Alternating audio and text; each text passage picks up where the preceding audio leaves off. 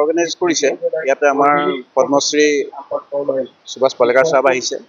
তেখেতৰ যিটো সুভাষ পালেকাৰ যিটো মেথড আছে, সেই মেথডটো ইয়াত অৱগত কৰিব। নেচাৰেল ফাৰ্মিঙে, কিন্তু তেখেতৰ এটা নিজস্ব মেথড আছে, সেই প্ৰক্ৰিয়া আছে, সেই প্ৰক্ৰিয়াটো ইয়াত অৱগত কৰিব। তেওঁলোকে অৱগত কৰিব। অৱগত কৰাৰ পিছতে আমি গম পাম যে কি ধৰণে খেতি কৰিলে। তেখেতে এতিয়া কোৱা মতে তেখেতৰ যিটো ছিষ্টেম আছে, সেই ছিষ্টেমত কৰিলেও তাৰমানে আমাৰ ৰাসায়নিক সাৰৰ পৰা সমানেই উৎপাদন হ'ব, আৰু মানুহখিনি যি খাদ্য প্ৰস্তুত হ'ব সেই খাদ্যটো নিৰোগী হৈ পেলাই খাই জীয়াই থাকিব পাৰিব। আৰু তেখেতে এটা ইয়াত মডেল দিব, 1 একৰ মাটিত কেনেকৈ সকলো ধৰণৰ খেতি কৰিব পাৰি। অকল ধান খেতিৰ পৰিৱৰ্তে সকলো মিক্স ক্ৰপ কৰিব কেনেকৈ পাৰি। তাৰমানে আমাৰ ইয়াত তেওঁ দেখিছে যে অকল ধান খেতি কৰে। ধান খেতিৰ পৰিৱৰ্তে বাকী সকলো ধৰণৰ খেতি, ঘৰত যিখিনি প্ৰয়োজন হয়, খাদ্যৰ যিখিনি প্ৰয়োজন হয়, সকলো ধৰণৰ ফল মূলৰ পৰা আদি কৰি সকলো খেতি কৰিব পৰা এটা যিটো মডেল, সেই মডেলটো তেখেতে উত্থাপন কৰিব এতিয়া ট্ৰেইনিঙত। তাৰপিছতে আমি গোটেইখিনি তেখেতসকলে গম পাব যে কি ধৰণৰ মডেল প্ৰয়োজন হয়। প্ৰয়োজন হ'লে আপোনাৰ যিটো নেচাৰেল প্ৰাকৃতিক খেতি, সেই মডেলটো তেখেতে ইয়াত উপস্থাপন কৰিব। তেখেতৰ নিজস্ব এটা মডেল আছে। সেইখিনি নিশ্চয় আমাৰ খেতিয়কখিনি উপকৃত হ'ব। কাৰণ আজিকালি ৰাসায়নিক সাৰৰ ব্যৱহাৰ কৰি যিবোৰ ঔষধ চব্জি প্ৰস্তুত হৈ আছে, শাক পাচলি, এইবোৰ আমাৰ শৰীৰত বিভিন্ন ধৰণে ক্ৰিয়া কৰি আছে। যেনেকৈ এতিয়া ডায়েবেটিছৰ পৰিমাণ বাঢ়িছে, প্ৰেছাৰ বাঢ়িছে, বিভিন্ন ধৰণৰ পেটৰ ৰোগ হৈছে, ছালৰ ৰোগ হৈছে। এইবোৰ সকলো ৰাসায়নিক মানে যি ঔষধ প্ৰয়োগ কৰিছে, ৰাসায়নিক হৰমনেল যিখিনি ট্ৰিট কৰিছে, এইবোৰৰ ফলতে আমাৰ মানুহৰ শাৰীৰত বিভিন্ন বিসংগতি দেখা পোৱা গৈছে। গতিকে এইখিনি নোহোৱাকৈ যিটো নেচাৰেল কৃষি আছে, এই কৃষিৰ দ্বাৰাও তাৰমানে যথেষ্ট উৎপাদন কৰিব পাৰি। সেই বিষয়ে তেখেতৰ যিটো মডেল, সেইটো ইয়াত উপস্থাপন কৰিব। তাৰপিছত আমি সেই বিষয়ে অৱগত কৰিব পাৰিম। एक प्रोजेक्ट चालू किया था, उसको हम लोग ट्राइबल डेवलपमेंट प्रोजेक्ट बोलते हैं। तो उसके तहत हमने 250 किसान को चयनित करके उनका 1-1 एकड़ में वाड़ी डेवलप करने का प्रयास किया था। तो उसी प्रयास के तहत हमने लीची का या तामुल का हो, या उसके साथ साथ आपका कोकोनट एंड बॉर्डर में आसाम लेमन हो या एप्पल बेर, उस टाइप का पौधारोपण का हमने कार्यक्रम लिया था। एंड उसके साथ जो आपका इंटरक्रॉपिंग में उनका जो वेजिटेबल्स हो गया या वाटरमेलन जैसा क्रॉप्स को हमने प्रमोट करने का कोशिश किया। तो उस टाइम पे हम लोगों को लगा कि हमारे जो ट्राइबल किसान हैं, बोडो किसान हैं, तो वो लोग नेचुरली जो है केमिकल फार्मिंग नहीं करते हैं। वो उस चीज़ को पसंद भी नहीं करते हैं। तो हमने सोचा क्यों ना इसको एज अ मॉडल हम लोग एक नेचुरल फार्मिंग के रूप में इसको डेवलप किया जाए, ताकि बिना कोई केमिकल के, बिना कोई दवा, बिना कोई पेस्टिसाइड जो है हम लोग इधर फसल उगा पाए एंड किसानों को एक सस्टेनेबल इनकम जो है हम लोग दे पाएँ। क्योंकि इधर का किसान जो है, उनके पास जो है जमीन का जो है कोई कमी नहीं है। तो मिनिमम 4-5 एकड़ जमीन सभी लोगों के पास है। अगर हम लोग उनके जो लैंड रिसोर्सेस है, उनको अगर हम लोग सस्टेनेबली यूज़ कर पाएँ, तो उनको एक अच्छा इनकम का जो है सोर्स हम लोग इधर के लोगों को दे सकते हैं। साथ ही साथ आसाम का जो एग्रीकल्चरल प्रोडक्शन है, इसको भी हम लोग बढ़ा सकते हैं, ताकि जो बाहर के राज्य के ऊपर आसाम का जो डिपेंडेंस है, सब्जी के ऊपर, फल के ऊपर हो या दूसरा सीरियल्स के ऊपर हो, उसका डिपेंडेंस हम लोग कम कर सकते हैं। क्योंकि ये बहुत ही हमारे जो ट्राइबल किसान है, मेहनती किसान है, उनको जो चीज़ चाहिए वो एक सही गाइडेंस चाहिए, उनको थोड़ा सपोर्ट चाहिए, हैंड होल्डिंग मोटिवेशन चाहिए।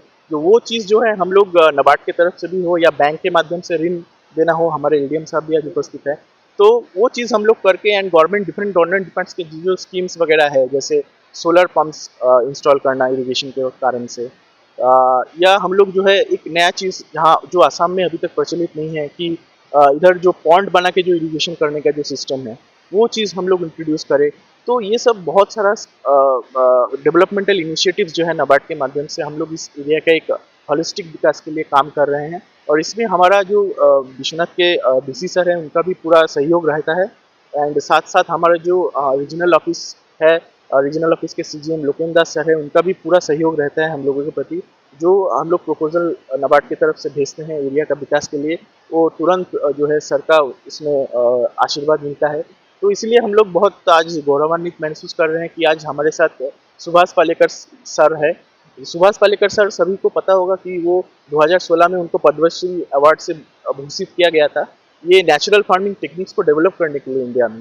जो इंडिया का अपना जो है, अपना इंडिजिनियस जो टेक्नोलॉजी है, जिसके माध्यम से कृषि आज इतना केमिकल के बिना भी इतना प्रोग्रेस कर रहा है डिफरेंट पार्ट्स में इंडिया के, जैसे हिमाचल प्रदेश हो गया, आंध्र प्रदेश हो गया, वहाँ पे जो है बहुत सारा फार्मर्स ने इस टेक्निक को अडॉप्ट करके, नेचुरल फार्मिंग टेक्निक को अडॉप्ट करके अपना लाइवलीहुड को एकदम ट्रांसफॉर्म कर लिया है। तो हमारा कोशिश ये भी रहेगा कि आसाम में इस टेक्नोलॉजी को हम लोग अडॉप्ट करें एंड हमारे जो बोडो किसान हैं, जो हमारे पहाड़ के किनारे रहते हैं, जो एक इको सेंसिटिव जोन में रहते हैं, उनको अगर इस तरह की खेती से हम लोग जोड़ देंगे, एक एग्रो इकोलॉजी करके एक प्रिंसिपल होता है, वो उसके तहत क्या किया जाता है, इकोलॉजी के साथ एग्रीकल्चर को जोड़ दिया जाता है, ताकि एग्रीकल्चर इकोलॉजी को हार्म ना करे और इकोलॉजी जो है एग्रीकल्चर को मदद करे, ताकि किसान का जो लाइवलीहुड है वो सस्टेनेबल हो सके। तो इस कॉन्सेप्ट को लेके हम लोग आगे बढ़ेंगे एंड उसी कॉन्सेप्ट में आज आशीर्वाद देने हमारे पालेकर साहब आज आए हैं। 3 दिन का एक ट्रेनिंग प्रोग्राम चलेगा, जहाँ पे हमने हमारे भीमाजुली एरिया का जो हमारे प्रोजेक्ट के 250 फार्मर्स है, साथ ही साथ हमारे एक फूड फॉरेस्ट प्रोजेक्ट हम लोग कर रहे हैं कोयलाजुली एरिया में, उधर के 50 फार्मर्स को भी हम लोग बुलाए हैं। साथ गोहपुर में जो किंग चिली वेजिटेबल क्लस्टर जो है, उधर के भी 50 फार्मर को हमने आज बुलाया है। तो इनको 3 दिन का ट्रेनिंग हम लोग इधर देंगे एंड इसके बाद हम लोग कोशिश करेंगे कि कुछ ऐसे मॉडल फार्मर्स हम लोग डेवलप करें, मॉडल फार्म हम लोग डेवलप करें, जो कि एज अ इस मूवमेंट को आगे लेके जा पाए। एंड इतना ही बोल के मैं अपना मानी को विराम दूँ। के माध्यम से जो प्रयास हो रहे हैं कि यहाँ के बोडो लोगों के लिए, किसानों के लिए एक नई टेक्निक यहाँ दे और इनको इनके मॉडल खड़ा करने के लिए उद्युक्त करे, ये बहुत ही अच्छा प्रयास नाबार्ड ने किया है। मैं देख रहा हूँ कि यहाँ धान की एक ही फसल लेते हैं, पानी तो पर्याप्त है लेकिन रबी की फसल नहीं लेते, तो ये गलत है। रबी ले सकते हैं, अपना इनकम बढ़ा सकते हैं, आत्मनिर्भर किसान नहीं है, उनको आत्मनिर्भर कैसे बनाएं और 1 एकड़ में कम से कम 2 से लेकर 6 लाख रुपए का उत्पादन इसको 1 साल में कैसे मिले, ऐसे मॉडल में मैं यहाँ देख रहा हूँ। यहाँ की जो सुपारी है, नारियल है और स्पाइसेस है, कॉफ़ी कोको, इनका भी बढ़िया मॉडल हम इनको देने जा रहे हैं। यहाँ मैं देख रहा हूँ कि धान की खेती है लेकिन प्रक्रिया नहीं है, प्रक्रिया न होने से अंतिम मूल्य इनको मिलता नहीं है, ठीक होती है। तो छोटे छोटे प्रक्रिया उद्योग गाँव में कैसे खड़े करें और सारी पैसे उनके जेब में कैसे है, ये संपन्न और आत्मनिर्भर कैसे बने, हमारा प्रयास होगा।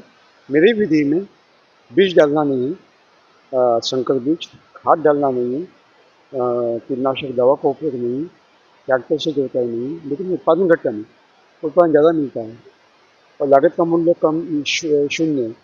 और जबकि हमारी उपज जहर मुक्त है, पोषण से समृद्ध है, क्योंकि उपभोक्ता है, तो 1.5 गुना ज़्यादा दाम लेते हैं, क्योंकि उनको मालूम है कि जहरीला खाने से कैंसर, डायबिटीज होता है, तो उनको मरना नहीं है, वो जिंदा है।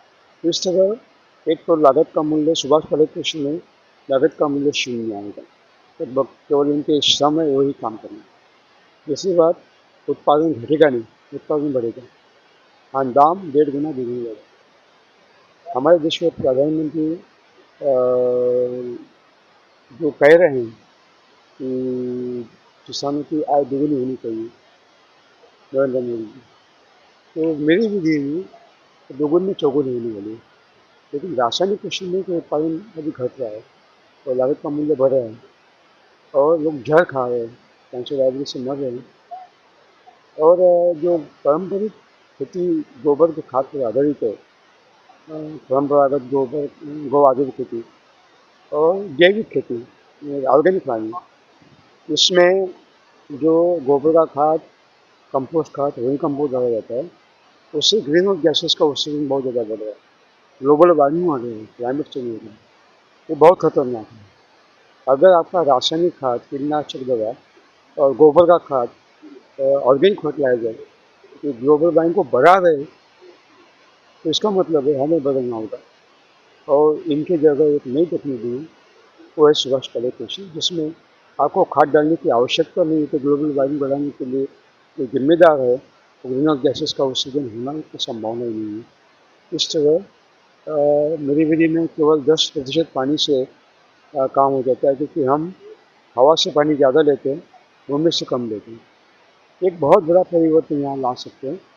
एक किसान बोरो जमाती का अगर एक कर पालेकर फूड फॉरेस्ट खड़ा करता है, तो मुझे लगता है कि वो बिल्कुल आत्मनिर्भर बनेगा, उसका परिवार नहीं बनेगा। छोटे गांव के लड़के जो गांव छोड़ कर भाग रहे हैं वो नहीं भागेंगे, वही रहेंगे। ऐसा हमारा प्रयास नाबार्ड के माध्यम से